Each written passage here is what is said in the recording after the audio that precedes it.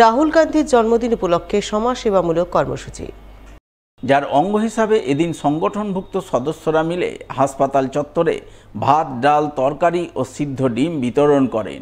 এদিনের এই সমাজসেবামূলক কর্মসূচির রূপায়ণে উপস্থিত ছিলেন মালদা জেলা পরিষদের কংগ্রেসের বিরোধী দলনেতা আব্দুল হান্নান, জেলা যুব কংগ্রেসের সভাপতি সারোয়ার হোসেন, ছাত্র পরিষদের জেলা সভাপতি আসিফ শেখ সহ অন্যান্যরা।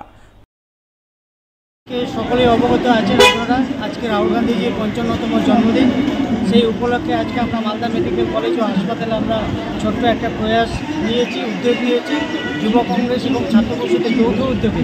আজকে আমরা এই মেডিকেল হাসপাতালে রোগী আত্মীয় স্বজনদের জন্য আমরা একটা খাবারের ব্যবস্থা করেছি। আজকে আমাদের রাহুল গান্ধীর 55তম জন্মদিন।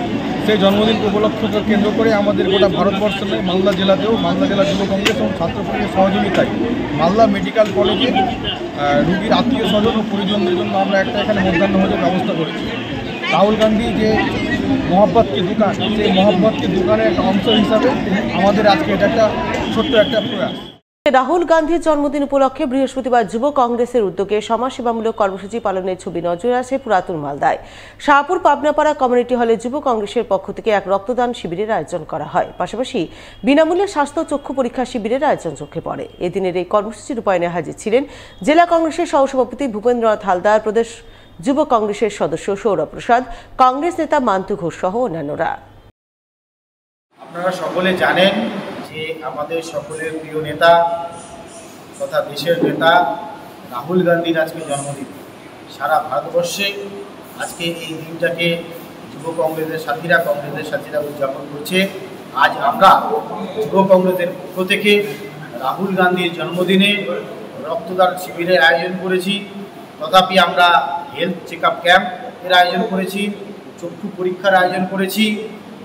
আমাদের যুব কংগ্রেসের সাথীরা, সাধারণ মানুষরা অতি উৎসাহের সাথে এসে আমাদের এই ক্যাম্পে রক্তদান করছে। আমাদের রক্তদান কর্মসূচি এখন চলছে। এখন পর্যন্ত 55 জন আমাদের রক্তদাতা রক্তদান করেছেন। আরও প্রচুর সাথীরা আসছেন, ধীরে ধীরে তারা প্রত্যেকে রক্তদান করছেন। ক্ষেতমজুর ও কৃষক সমাজের একগুচ্ছ দাবি দাওয়া তুলে ধরে বৃহস্পতিবার মালদার গাজলে আন্দোলনে নামল সারা ভারত ক্ষেতমজুর ইউনিয়ন। আন্দোলনের অঙ্গ হিসেবে সারা ভারত ক্ষেতমজুর ইউনিয়ন গাজল ব্লক কমিটির পক্ষ থেকে বিক্ষোভ ডেপুটেশন কর্মসূচি পালন করা হলো ব্লক ভূমি ও ভূমি সংস্কার দপ্তরে। এই কর্মসূচিকে সামনে রেখে এদিন সারা ভারত ক্ষেতমজুর ইউনিয়নের পক্ষ থেকে প্রথমে গাজলের রাজপথে ক্ষেতমজুর ও কৃষকদের নিয়ে এক মিছিলের আয়োজন করা হয়। মিছিল শেষে গাজল ব্লক ভূমি ও ভূমি সংস্কার দপ্তরে জমায়েত করে অবস্থান বিক্ষোভ কর্মসূচি পালনের ছবি নজরে আসে।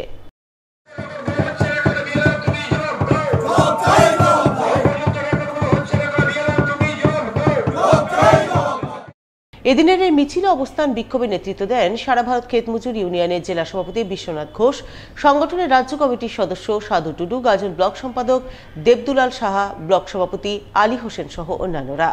তারা সকলে মিলে পাট্টা ও বর্গাদারদের অধিকার সুরক্ষিত করা, বাস্তুহীনদের নিজ গৃহ প্রকল্পের আওতায় নিয়ে আসা, গরিব মানুষের মাথা গোঁজার জন্য পাকা ছাদের ব্যবস্থা করা, আদিবাসীদের জমি জোরপূর্বক দখল বন্ধ করা ইত্যাদি নানান দাবিতে সুর চড়ান এবং উত্থাপিত দাবিতে ব্লক ভূমি ও ভূমি সংস্কার দপ্তরের ডেপুটেশন প্রদান করেন।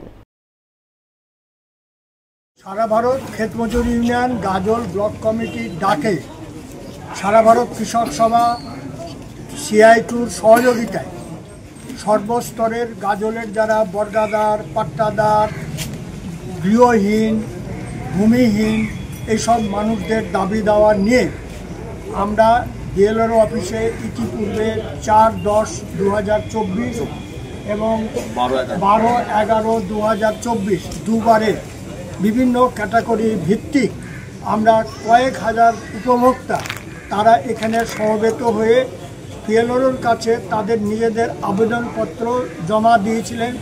তার রসিদ কপিগুলো আমাদের সংগঠনের ব্লক কমিটির কাছে আছে। ডিএলআরও সাহেব প্রতিশ্রুতি দিয়েছিলেন যে প্রত্যেকটা দরখাস্ত ইনকোয়ারি হবে, ইনকোয়ারির ভিত্তিতে যাদের আবেদন সঠিক তাদের ব্যাপারে সঠিক পদক্ষেপ গ্রহণ করা হবে।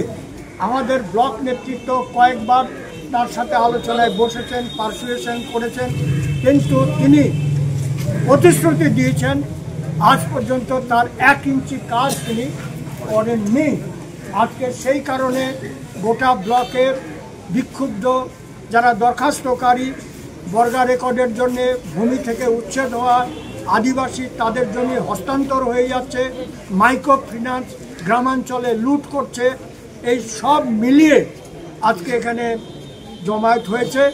এবং এই দাবিতে আমরা আগামী 9 জুলাই গোটা ভারতবর্ষে যে ধর্মঘট হচ্ছে সেই ধর্মঘটেরও আমরা আজকের কর্মসূচির মধ্যে অন্যতম প্রচারের দাবি আছে আমাদের।